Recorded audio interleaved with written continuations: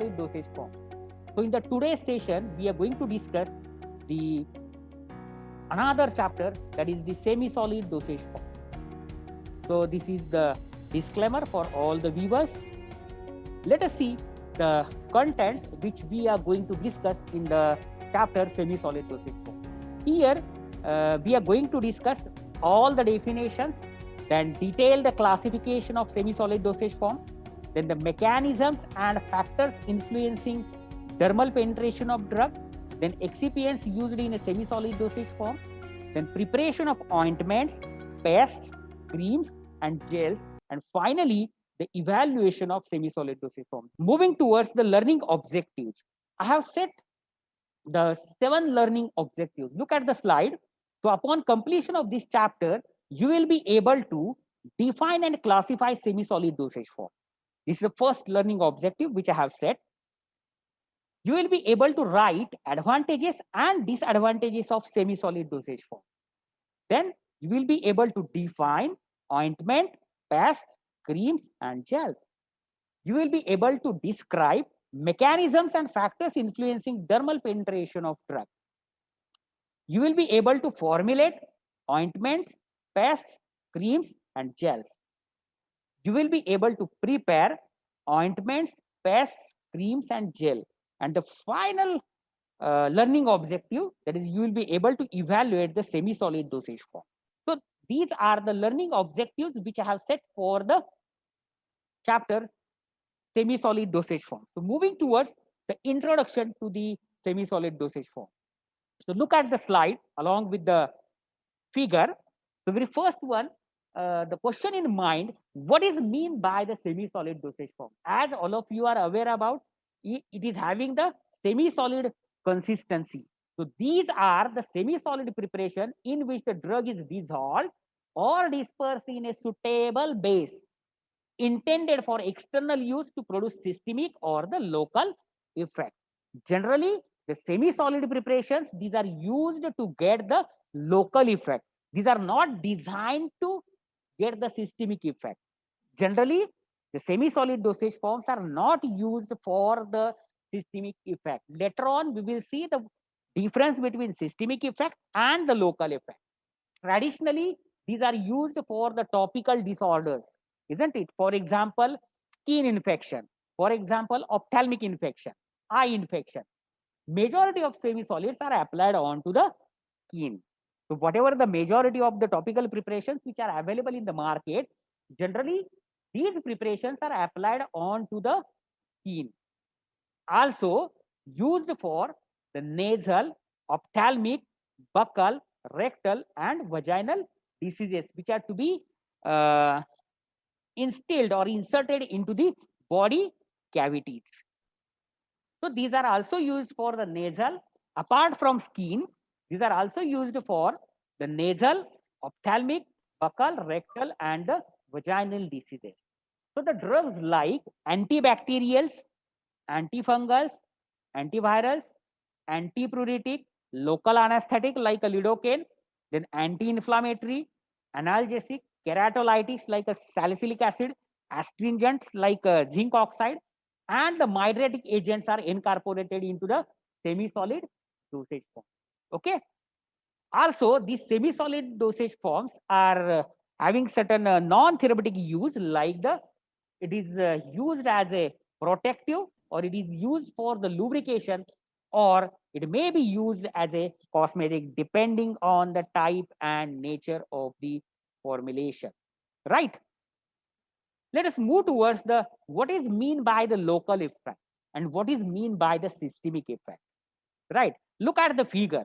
Suppose that we have applied the preparation topically, isn't it? And we are getting the action at the superficial layers of the skin. That is known as the local effect. That is known as the local effect, or you can say it as a topical effect.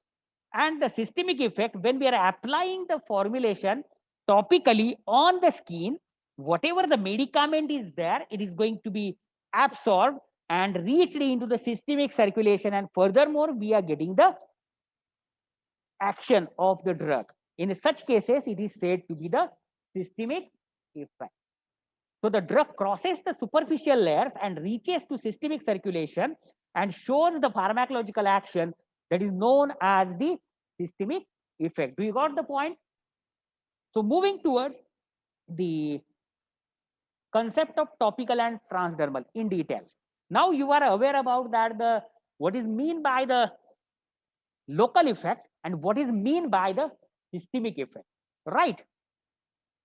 So let us see the difference between the topical drug delivery and transdermal drug delivery. During these 4 years, you may be came across yet another term that is known as the transdermal drug delivery. Now, whatever the semi-solid preparations are there, which are categorized under the topical drug delivery system. And one more terminology is there that is known as the transdermal drug delivery system. Let us see the difference between the topical drug delivery and the transdermal drug delivery system. The topical drug delivery system, the term, it is utilized for application of dosage forms to the controlled area of skin to get the localized effect. Means what we are here, we are getting the local effect of a drug when we are applying the formulation onto the skin. Generally, it is used for the dermatological disorders like eczema, psoriasis, then the certain infections like a bacterial and a fungal infection. The treatment, it is not intended for systemic effect. Whatever the drug which are incorporated into the topical preparations, these are not intended for the systemic effect, isn't it? It is for only the topical effect. It is for only the local effect. Drugs like corticosteroids, certain antifungals, antivirals, then the antibiotics, antiseptics, then the local anesthetics, and the anti-neoplastics are incorporated into the topical drug delivery system or the topical formulation.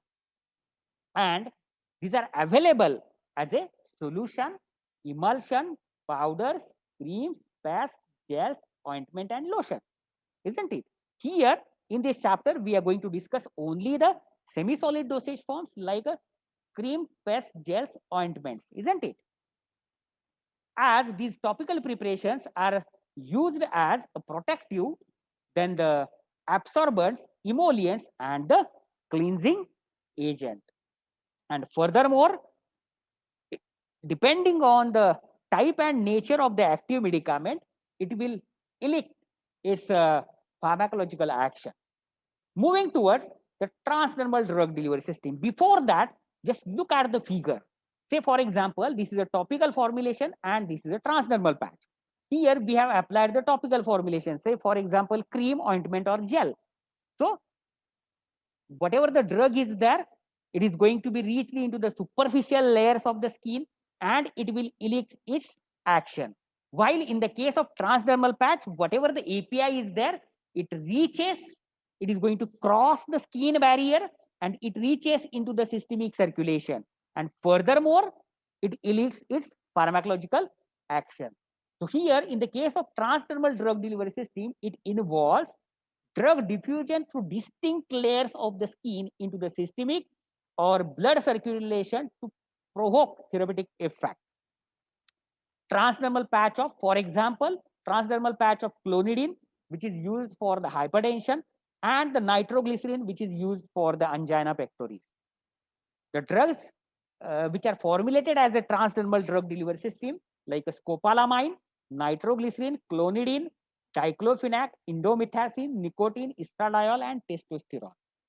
So this is about the concept of topical and the transdermal drug delivery system. Let us move towards the ideal properties of the semi-solid dosage form. There are so many things are there which needs to be considered while designing the semi-solid dosage form. Here, I have tried to compile the ideal properties from the so many books. And very first point which is given over here, that is whatever the ointment or whatever the semi-solid dosage form is there, it should have the smooth texture. If whatever the texture, it is not a smooth in nature, whether the patient will accept it, no, they will never accept it, isn't it? If it is not having a smooth texture, right? Then the second ideal property of semi-solid dosage form, that is, it should be elegant in appearance. Whatever the appearance of formulation is there, it should be elegant. Maybe you have seen the cold cream, isn't it? Its elegancy, it is somewhat different than the toothpaste. Both are the semi-solid dosage form, but the paste is having a different elegancy, different type of appearance, and cold creams are having the different type of appearance, isn't it? So it should have the elegant in appearance. Then it should be non-dehydrating after application, isn't it?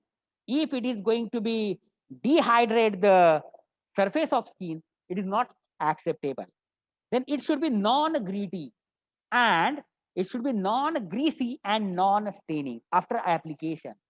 Once we have applied the formulation, semi-solid formulation onto the skin, it should be non-greasy and non-staining. Maybe then it should be non-hygroscopic. Then it should be non-irritating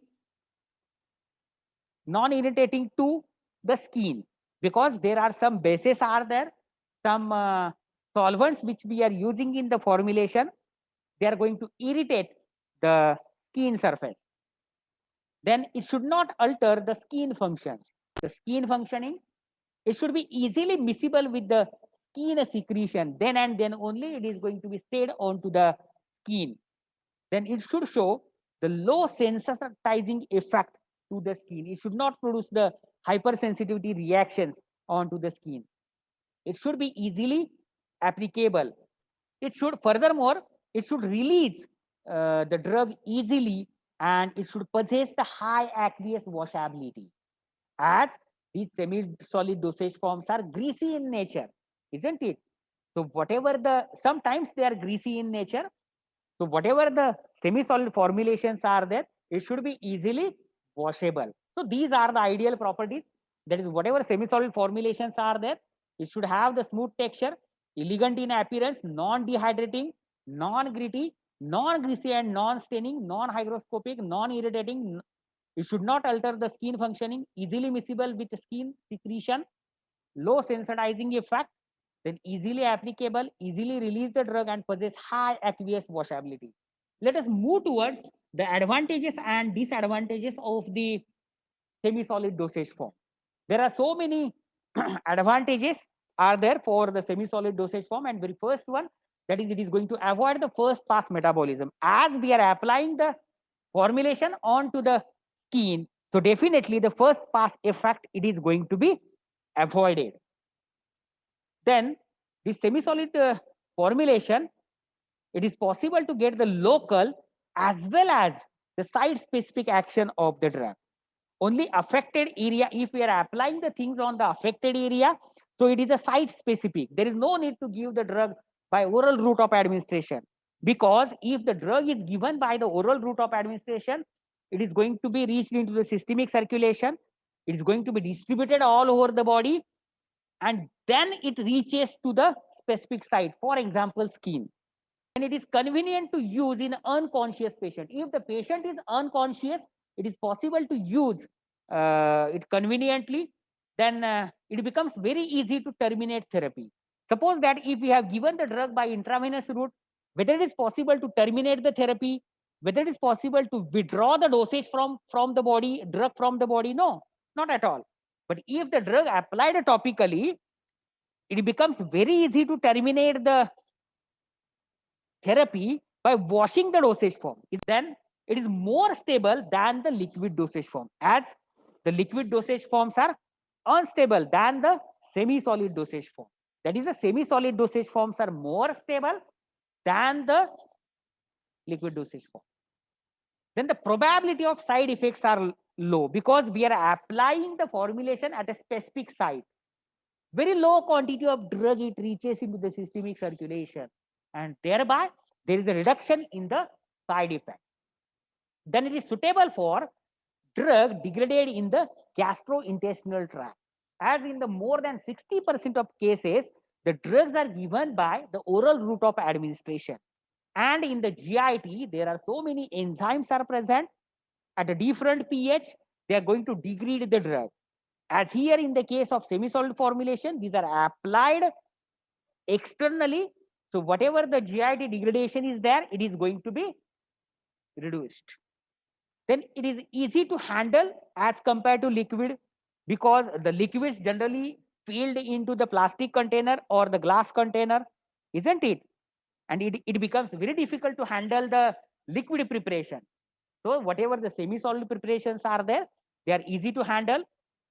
Then as compared to solid and liquid formulation, semi-solid formulation shows the better adhesion and residence time.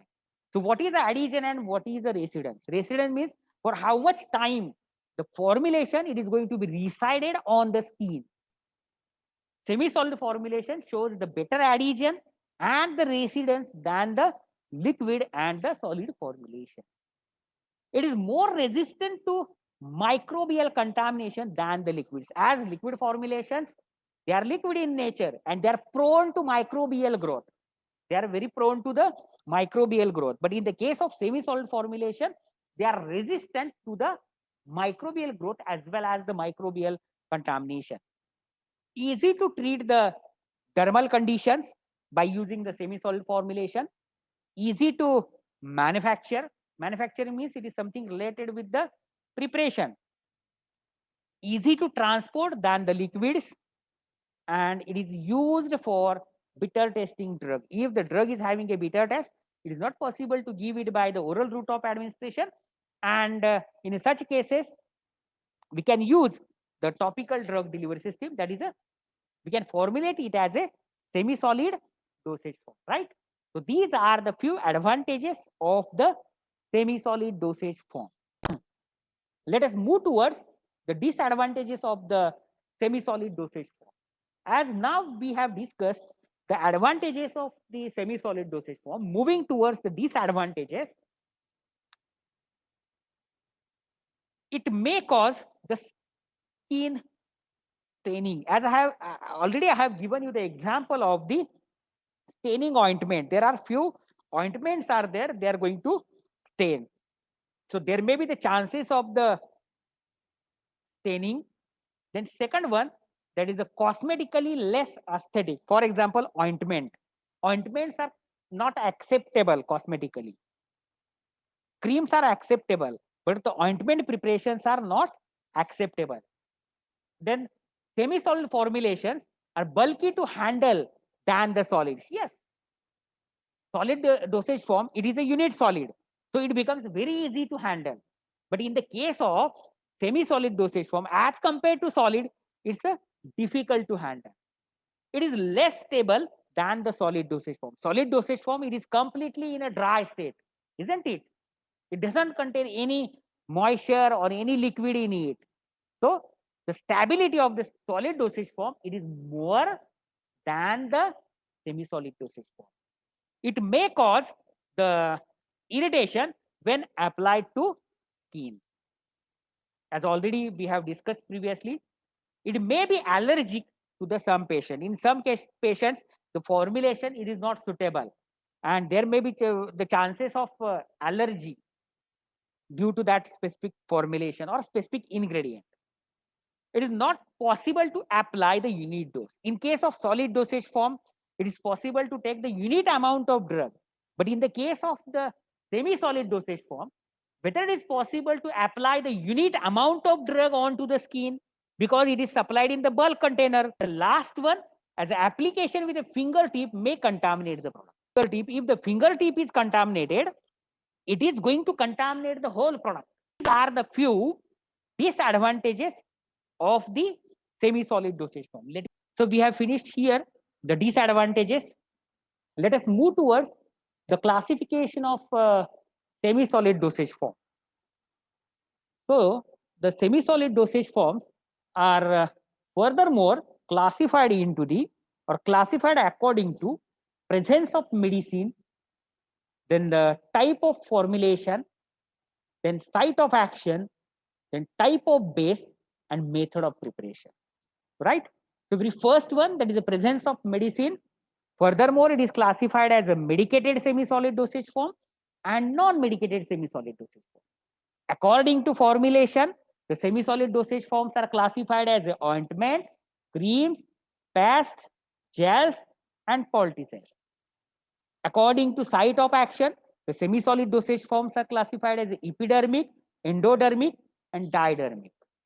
According to type of base, the semi-solid dosage forms are classified as oleaginous, absorption, emulsifying, water soluble, and the gel base. So these are the types of the bases. According to that also, it is possible to classify the semi-solid formulation. And the method of preparation, it is going to be classified as the incorporation method, fusion method, and the chemical reaction. So these are the preparation methods which are used to prepare the semi-solid dosage forms, like incorporation method, fusion method, and the chemical reaction. Let us see the further classification of the semi-solid preparation according to the presence of medicament. So according to presence of medicament, it is furthermore classified as the non-medicated semi-solids and the medicated semi-solids. So non-medicated semi-solid means it doesn't contain any API or any active medicament. For example, ointment and creams are the mixtures of the simply semi-solid bases, and it is used for its emollient, protective, lubricant, or for the cosmetic purpose. And the medicated semi-solids, it contains the medicaments used externally to produce local or the systemic effect. So these semi-solids are further classified according to site of action.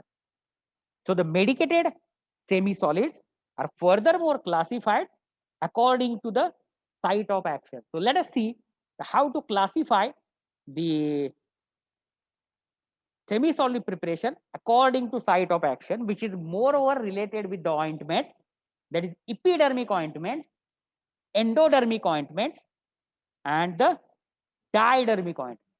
So epidermic ointment means whatever the formulations are there, they are not going to be absorbed into the any layer of the skin.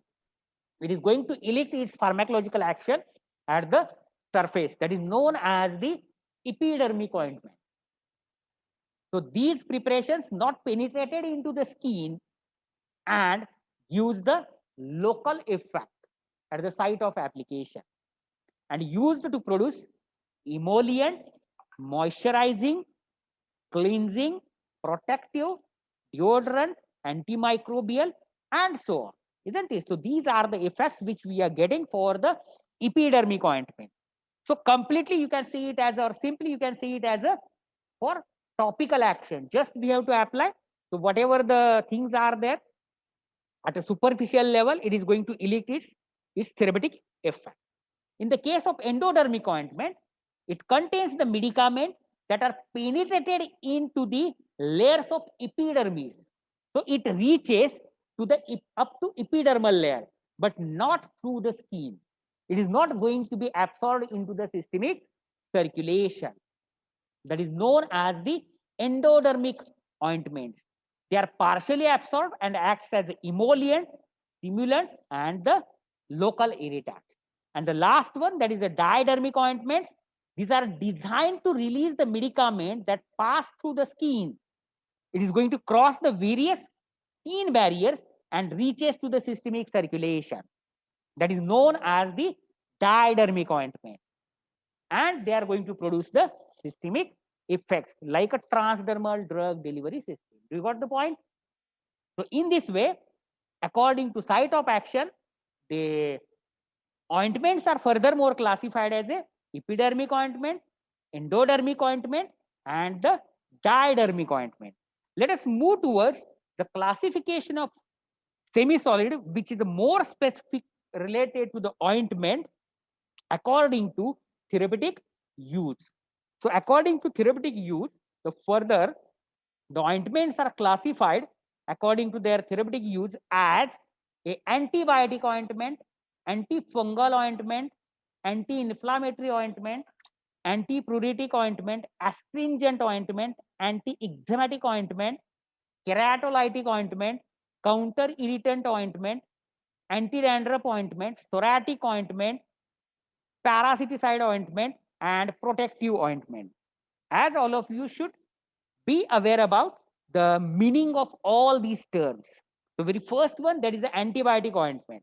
Antibiotic ointment, it is used to kill the microorganism. Then antifungal ointment, it is used to inhibit or kill the fungi. Then anti-inflammatory ointment, to get the relief from the inflammation. So it contains the anti-inflammatory agent, so as to be getting the relief from the inflammation. Then antipruritic ointment, which is used to relieve the itching. Then astringent ointment, they are dry, harden, and protect the skin. So they are generally used for the protection purpose. Then anti-eczematous ointment, they are going to prevent the oozing and the excretions from the vesicles. That is known as the anti-eczematic ointment. Then the keratolytic ointment, it is used to remove the horny layer of skin, that is superficial layer of the skin. You can simply say that say it as a dead skin layer, isn't it? That is known as the keratolytic ointment. Then counter irritant ointment, that is, it is going to counteract the irritation. Then anti-dandruff ointment, it is used to treat the dandruff. Then psoriatic ointment, which is used for the psoriasis. Then parasiticide ointment, used to inhibit or kill the parasites. And last one, that is a protectant ointment, used to protect the skin. So in the case of astringent ointment, for example, zinc oxide ointment, psoriatic ointment, for example, salicylic acid and clobetasol. Then the keratolytic ointment, for example, salicylic acid ointment. Then antibiotic ointment, for example, the clindamycin skin cream, isn't it? Antifungal ointment, for example, miconazole ointment, and so on. So these are the examples of the APIs which are incorporated into the ointments or the semi-solid preparation. So this is a classification which is more specific to the ointment. Let us move towards the remaining classification, that is a classification of ointment according to method of preparation. It is furthermore classified as a incorporation method, that is also known as the ligation method. Then the fusion method, or it is also known as the melting method, and the involvement of the chemical reaction. So whatever the product is there, we are getting due to the reaction between the two components. So in this way, the semi-solid preparations are furthermore classified as according to method of preparation, like incorporation method, fusion method, and involvement of chemical reaction. According to type of formulation, it is furthermore classified as a ointments, creams, pastes, gels, poultices, and the plaster. All of you are aware about the definition of ointment, cream, paste, gel, and plasters. Let us see the definition of poultice. So the poultices, these are the viscous plastic preparations applied hot to skin to reduce the inflammation or to act as a counter irritant, isn't it? That is known as the poultices. And according to type of semi-solid bases, the semi-solid preparations are furthermore classified as a oleaginous base, absorption bases, emulsifying bases, water soluble bases, and the gel bases. The oleaginous bases like waxes, vegetable and mineral oils, and petrolatum. Absorption bases like wool fat, lanolin, wool alcohol. Emulsifying bases, for example, surface active agent, by using surface active agent. Water soluble bases, for example, PEGs. And gel bases, for example, the gelling agent by using the hydrocolloid. So herewith we have finished the classification of the semi-solid dosage form. So today's session, we have started the new chapter, that is the ointment. We have discussed the introduction to the semi-solid dosage form. Furthermore, we have discussed the learning objectives which I have set for the topic. Then we have seen the definition of the semi-solid dosage form, advantages and disadvantages of semi-solid dosage form. Furthermore, we have discussed the classification of semi-solid dosage form and the concept of topical and the topical drug delivery and the transdermal drug delivery, and the difference between local effect and the systemic effect. That's it for the today's session.